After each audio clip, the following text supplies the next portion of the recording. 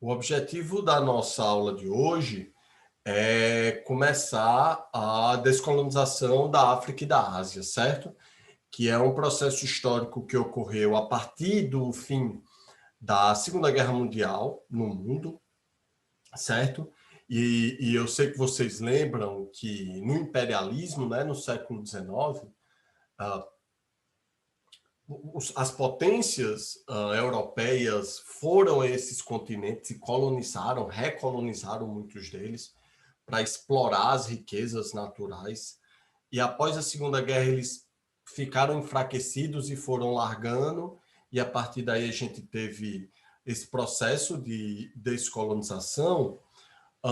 Porém, certo? Porém, antes disso, antes da gente começar propriamente o nosso assunto, eu quero que vocês preencham um PADET. Já ouviram falar do PADET? Bom dia, Zac. Desculpa não ter respondido antes. Seu bom dia, meu brother. O PADET é esse link aqui que eu vou mandar para vocês, certo? Não é pallet, não. Pallet. Pallet é aquele negócio também, é bem parecido, né? Entrem nesse link aí, certo? Eu vou compartilhar a tela para vocês verem o que é um PADET. Um PADET é isso, certo? Um PADET é uma espécie de mural, tá bom? Eu fiz esse mural hoje para que a gente reflita e debata um pouco acerca do Dia da Consciência Negra, né? Que é hoje, certo? Em um país claramente, pesadamente racista como o nosso, esse dia ele não pode passar despercebido, certo? Então, o que é que eu quero de vocês? E eu espero que todos vocês estejam me escutando. De Messia, de Amanda, de Lívia, de Isaac, de Patrick, de Arthur, todo mundo. Olha só, eu quero que vocês tentem lembrar, certo? A nível de Brasil. Agora eu vou esperar a Carol chegar para não ter que repetir para ela a mesma coisa. Eu quero que vocês pensem, reflitam, certo? Durante 5 minutos, ok? A nível de Brasil, certo? A nível de Brasil, nessas 3 primeiras colunas, certo? Quais são os negros que vocês conhecem, certo? Que estejam ocupando esses cargos, ok? Cargos políticos. Quais são os negros que vocês conhecem ocupando cargos políticos no Brasil? Ponham, escrevam. Vocês clicam aqui, ó. Tá vendo essa setinha de mais? Você bota aqui e você pode botar fulaninho de tal. E aí, ó, passa, certo? Você vai ficar como anônimo. Só eu que tô com meu nome aí, certo? Eu quero que vocês É para fazer preencham. agora ou para fazer? Calma, deixa eu terminar. É sim. Mas vai ser já já. Eu quero que vocês ponham o nome, certo? Isso, Zac. Os negros que vocês conhecem, membros do judiciário, os negros que vocês conhecem, certo? Cargos de status social, os negros que vocês conhecem. Quando eu falo cargos de status social, eu estou falando de empresários, certo? Eu estou falando de CEOs e de presidentes de corporações que são negros. Eu estou falando de artistas. Eu estou falando de esportistas, beleza? E na quarta coluna, certo? Eu quero que vocês ponham os negros que vocês conhecem da cidade, da região de vocês, Bananeira, Solânia, Cacimba de Dentro, Belém, essa região aí de vocês, certo? Negros em que vocês conhecem, e aí é para vocês preencherem também, certo? No final, depois que vocês preencherem, desculpa, essas 4 primeiras colunas, eu quero que vocês reflitam e escrevam a resposta.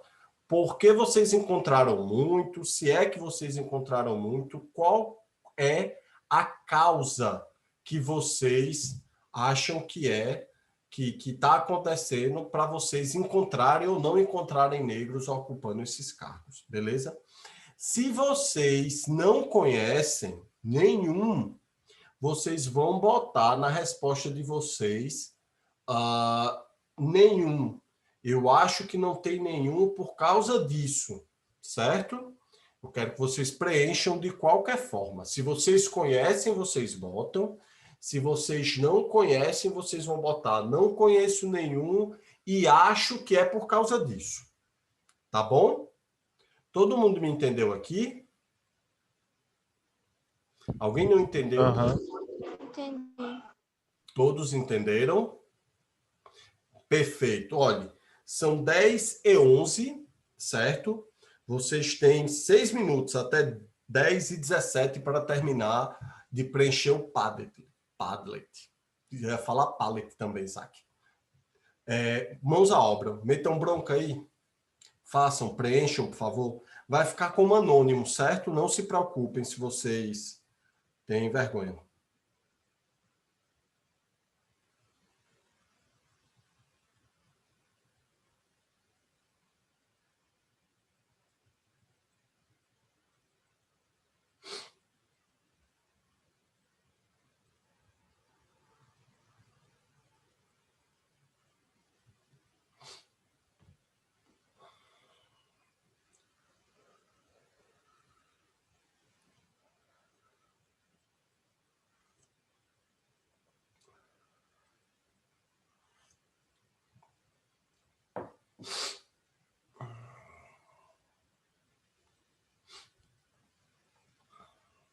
Vou até descompartilhar a tela aqui, para que ninguém fique com vergonha de nada. E metam bronca, por favor. Não deixem de preencher, certo? Larissa, Rebeca, Ana Messia, Ana Beatriz, Amandinha, meu bem, por favor.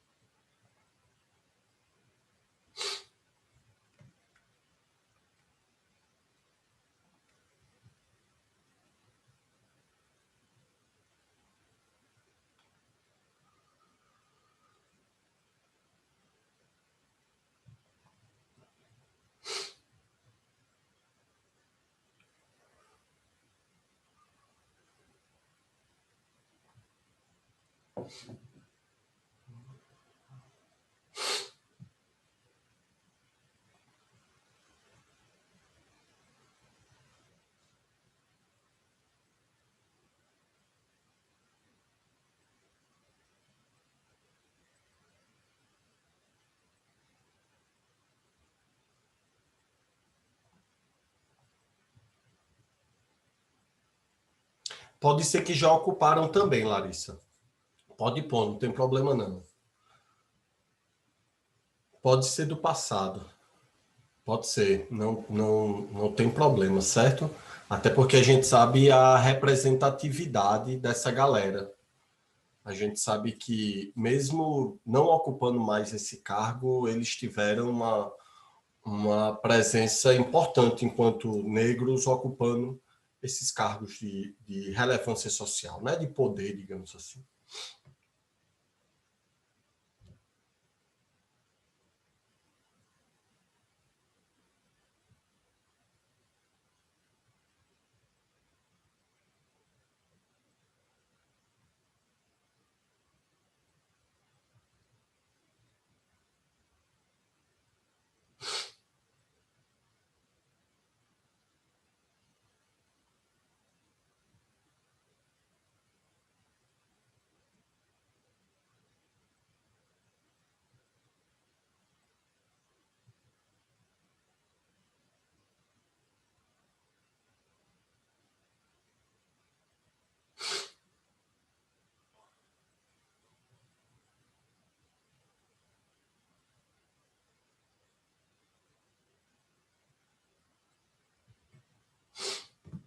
3 minutos, pessoas.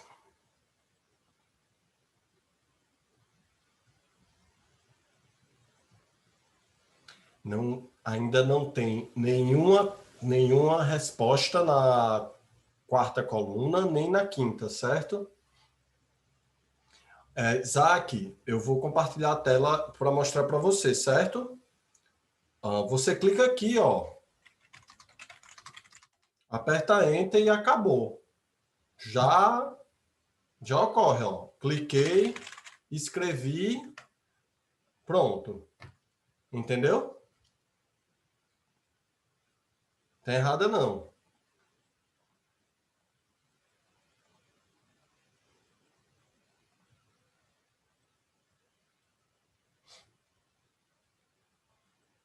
É bem simples.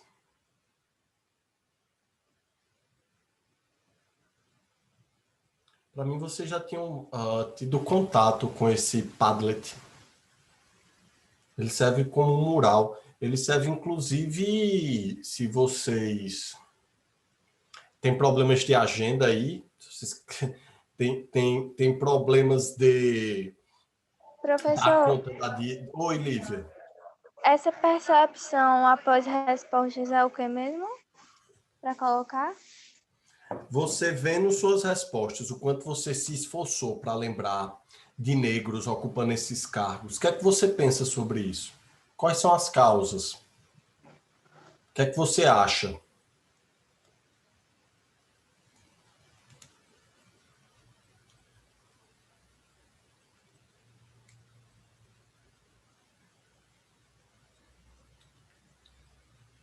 Para quem gosta de carro, passou uma Mercedes.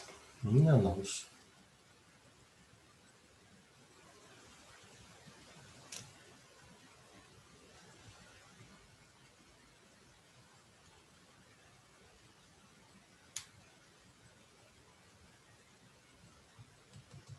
Vou dar mais 3 minutos, hein?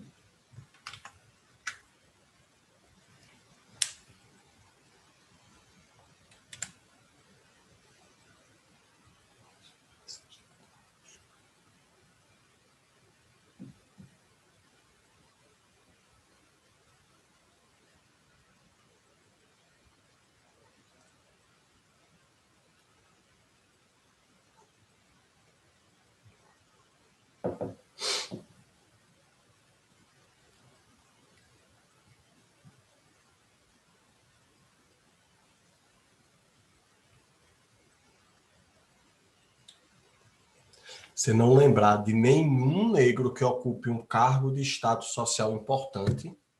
Você tem Pelé, o deus do futebol, a coroa do maior jogador de todos os tempos. E dizer que não conhece nenhum, difícil, hein, gente? Difícil.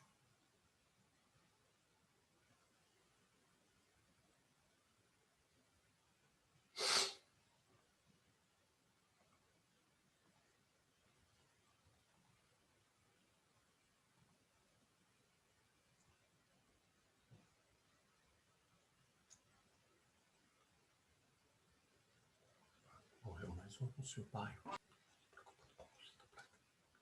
Sou o que te banca. Assistindo ela, sou o que te espanca. Faz que back bom para fazer de cada vez pé.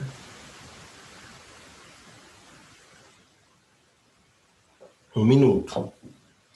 Pronto. Espero que todos tenham preenchido ou tentado, pelo menos, tirando a Ana Clara, que chegou depois e eu compreendo, Ana Clara. Já acabou o tempo? Já. Vamos para outra coisa aqui que eu queria trazer para vocês. Eu sei que alguns conhecem, né? Mas eu não sei se todos vocês conhecem Djonga. Eu sei que Larissa conhece, eu sei que Eu já ouvi Larissa falar. gosta. Já ouviu falar, Arthur? Nunca ouviu falar de Djonga, Zaki? Djonga se escreve assim, ó. Djonga. Djonga, para quem não conhece, certo? Ele é um rapper mineiro, certo? Ele é um rapper lá de Belo Horizonte, lá de Minas Gerais, ok? Que ele hoje é o rapper mais famoso do país, assim, porque ele concorreu, eu não sei nem se ele ganhou, eu nem sei, ó Larissa, se já saiu o resultado. Ele estava concorrendo ao Oscar do hip hop. Ele estava concorrendo ao Oscar do hip hop nos Estados Unidos. Como único, foi o primeiro e único artista brasileiro indicado até hoje nisso, certo? Ele está muito famoso. E na terça-feira. Menina, ele canta no Poesia Acústica, né? Isso. Ah, Ele naquele... Tem o Emicida também, que é rapper. E é negro Isso, também. tem muitos. Não, assim, quando a gente tá falando de rap, vai explodir, né? De BK, de Lennon, de Djonga, de Emicida, de Mano Brown, de KLJ, enfim. O rap é uma música negra, né? Não tem como a gente dissociar. Ele, na terça-feira, o Djonga, ele foi pro programa do Bial. Ele foi entrevistado pelo Pedro Bial, aquele programa da Globo. E na segunda-feira, quem tinha ido para o programa do Bial foi Barack Obama. Barack Obama foi entrevistado por Pedro Bial, para vocês verem o naipe onde Djonga se encontra, né? Djonga foi entrevistado um dia depois do que Barack Obama foi, assim. E tem um trecho dessa entrevista que eu vou botar aqui para vocês, um trecho curto, e eu quero muito que vocês reflitam sobre o que o Djonga vai falar a partir da pergunta do Pedro Bial com o que vocês tentaram, né, preencher, tentaram preencher agora no Paddle, certo? Deixa eu compartilhar aqui para que vocês me dizem também se vocês estão escutando o som, certo? Eu vou dar o play. Por que as pessoas gostam tanto quando alguém vem A gente tá cantando? escutando. Porque esse grito que a gente grita é o que está Obrigado. engasgado nelas. Sacou? Isso aí. Acho que é por isso. Um grito seu, diverso, mas que tem uma pegada de palavra de ordem, foi fogo nos racistas. Quando você grita fogo nos racistas, onde termina a poesia e começa o que podem chamar de apologia da violência? Eu não sei. Se eu falar que eu sei, sabe? É aquilo, eu não sei onde começa o Djonga, onde termina o Gustavo. Como é que eu vou saber onde que é poesia, onde que é verdade que eu tô falando? Porque o cara falar que não tem raiva, que tem hora que não quer fazer, quer revidar uma violência que ele tá sentindo, é mentira. Todo mundo sente isso, sacou? E você bota pra fora, às vezes no ato, às vezes em palavras. Isso é fato. Quando eu disse aquilo ali, eu tava dizendo aquilo ali. É simples. Quando eu falo fogo nos racistas, eu estou dizendo fogo nos racistas. É muito difícil eu controlar as reações e saber até onde o que eu estava falando era uma coisa do grito artístico ou do grito real, sacou? É uma coisa muito louca. E eu seria hipócrita se eu falasse o contrário. Num mundo onde os caras colocaram fogo na gente no passado, tá ligado?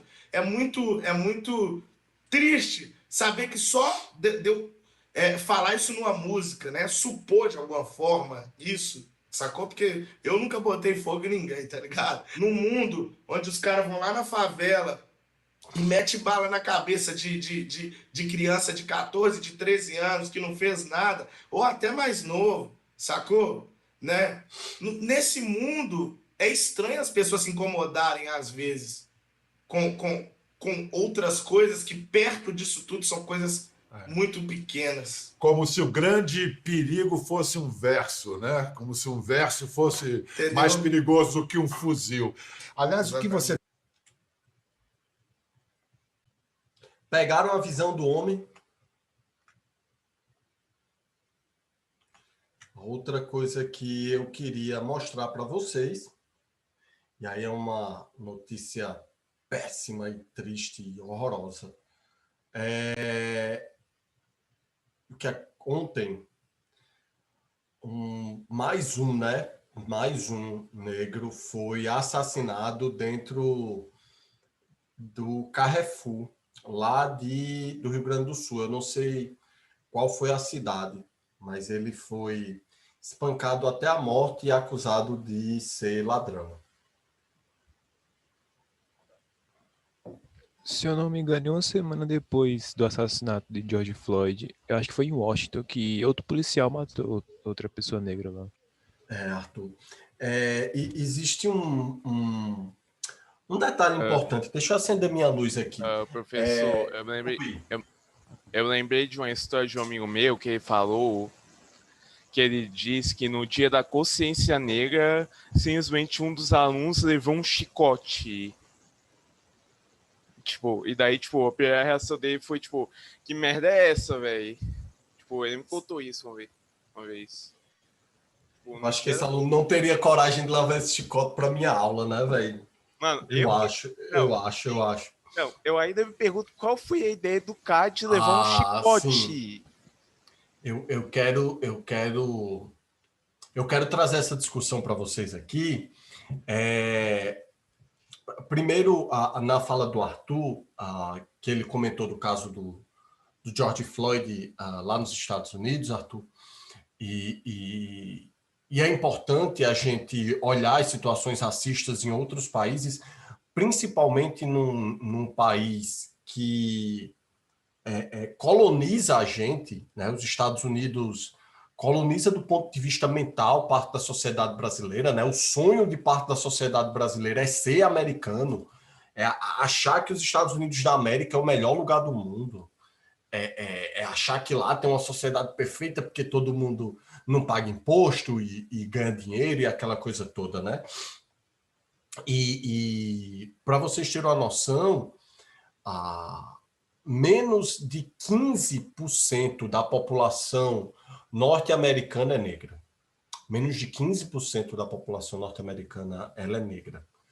E a gente tem, se eu não estiver enganado, mais ou menos 300 pessoas mortas ou menos por ano por armas de fogo por policiais, que são negras, né, que morrem por armas de fogo por policiais nos Estados Unidos. Quando a gente vem para o Brasil, Arthur, 54% da população brasileira é negra. 54% da população brasileira é negra. Então, nos Estados Unidos, de fato, os negros eles são minoria da população norte-americana. Certo? E eles sofrem com isso. Eles sofrem por ser minoria. O caso de George Floyd é o maior exemplo, mas a violência policial contra os negros nos Estados Unidos é algo público e notório, e a gente sabe disso. Professor, falando isso...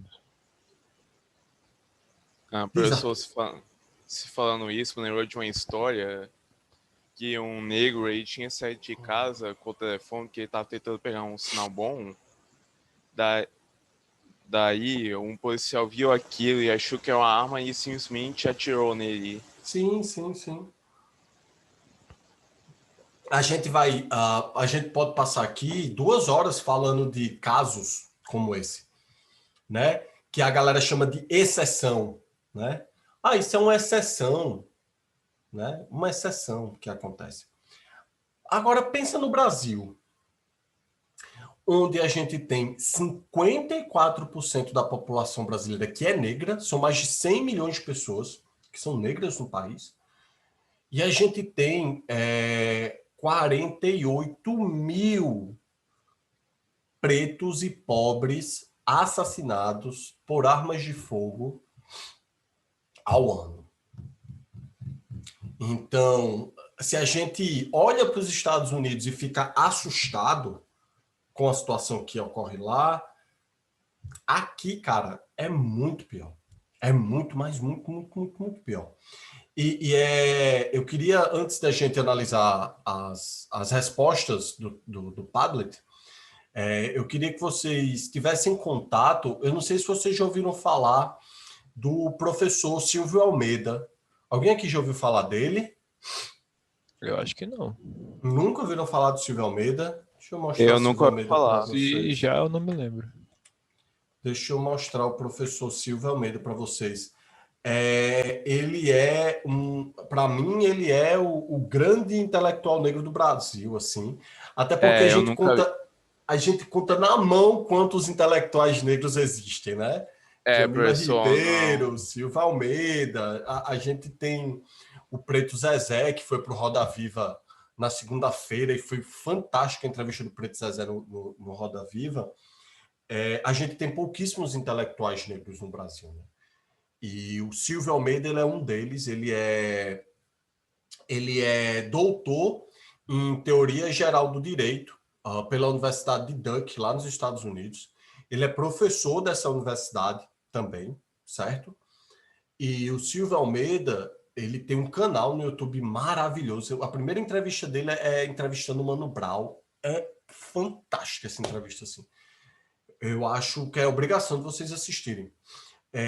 O Silvio Almeida, ele vai escrever um livro porque ele vai ser o cara que vai popularizar, né? Ele vai trazer à tona o debate sobre um conceito que a gente chama de racismo estrutural, que talvez vocês nunca tenham entrado em contato com esse conceito do racismo estrutural, porque ele é algo recente no debate acadêmico brasileiro e no debate brasileiro como um todo, certo?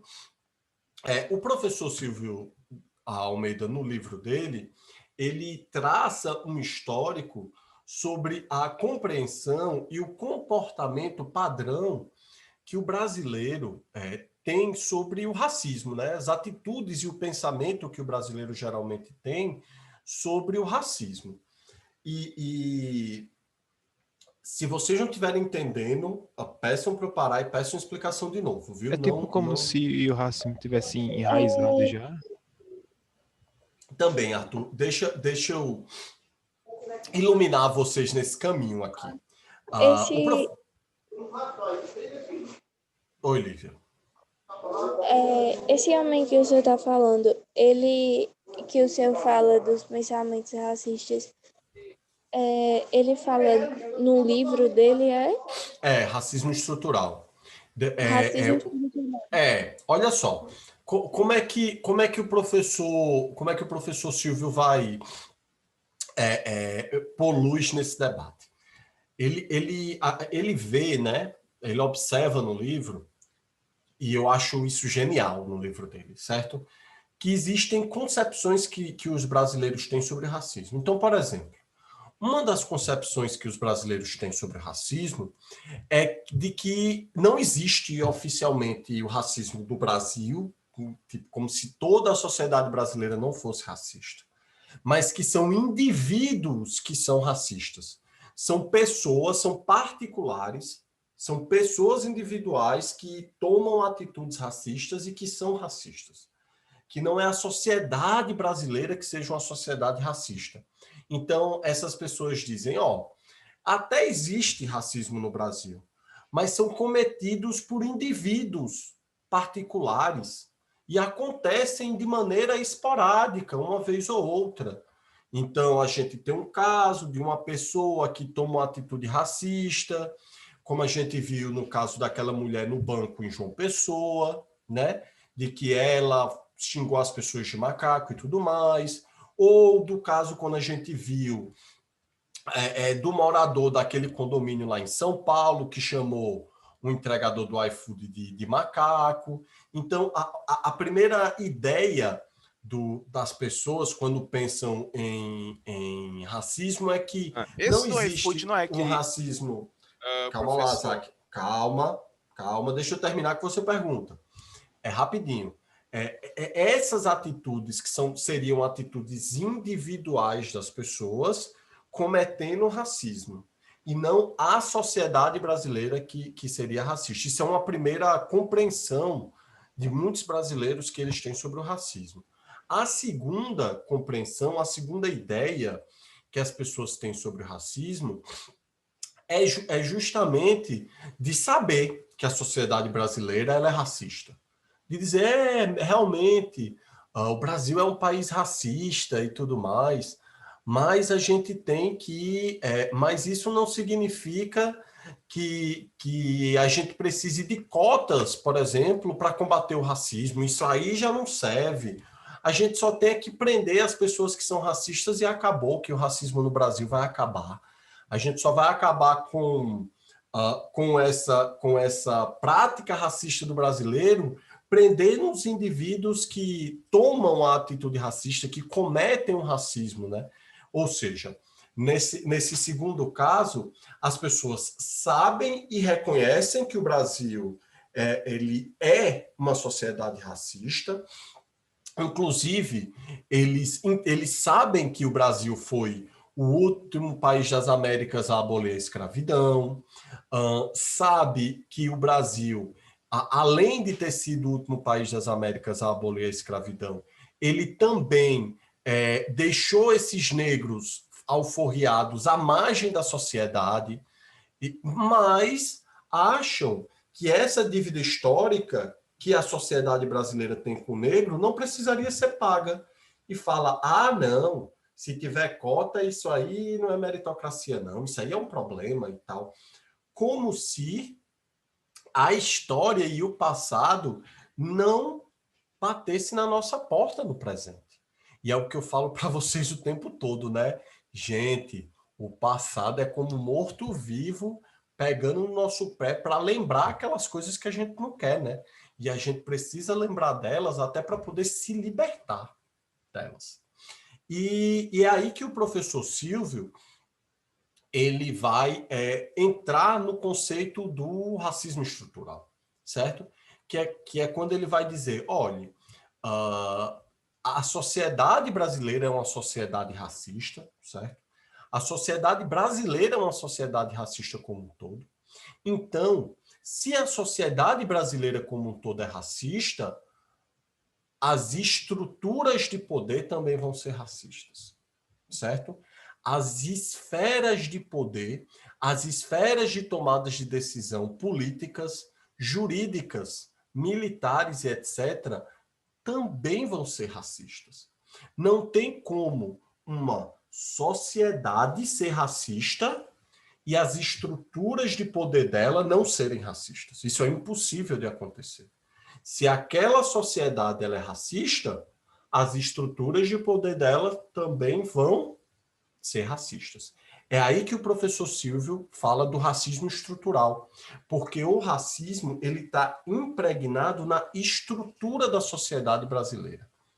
O racismo ele está no STF, no Poder Executivo, na Presidência da República, nas polícias militares. Então, é o que a gente chama de racismo estrutural, quando a sociedade é racista e a estrutura de comando e de poder dessa sociedade também vai ser racista e vai reverberar as práticas racistas, certo? Fala, Zac, pode comentar agora. Desculpa aí. Aquele negócio do iFood é aquele gordo falando você tem inveja disso aqui, né? Bora lá, Zac. A gente não precisa falar que o cara é gordo porque ele é racista, certo? Não podemos, né? Mas é ele mesmo. Certo? É ele mesmo. Outra coisa que eu queria chamar a atenção para vocês, e é algo que constantemente a gente vê na internet, isso aí é um conceito filosófico, tá bom? Que a gente chama de falsa equivalência. O que seria a Professor, falsa... eu tenho uma dúvida. Diz, Se o professor lá ele disse que o racismo está enraizado na sociedade e tal brasileira, né? Então, ele está querendo dizer que até inconscientemente, às vezes, nós somos racistas? certeza. Com certeza. Exatamente isso. Por exemplo, Arthur, quando um policial entra num condomínio de luxo lá no Altiplano, ele vai ter a mesma atitude que entrando lá na favela do Timbó, nos bancários? Ele vai agir da mesma maneira? É verdade. É inconsciente. Mesmo que aquele policial diga, eu não sou racista, não. Você vê na ação, velho. Não tem nem o que fazer. Eu vou sair, certo? Porque o nosso tempo está acabando e eu vou pedir para vocês voltarem para a gente concluir esse debate.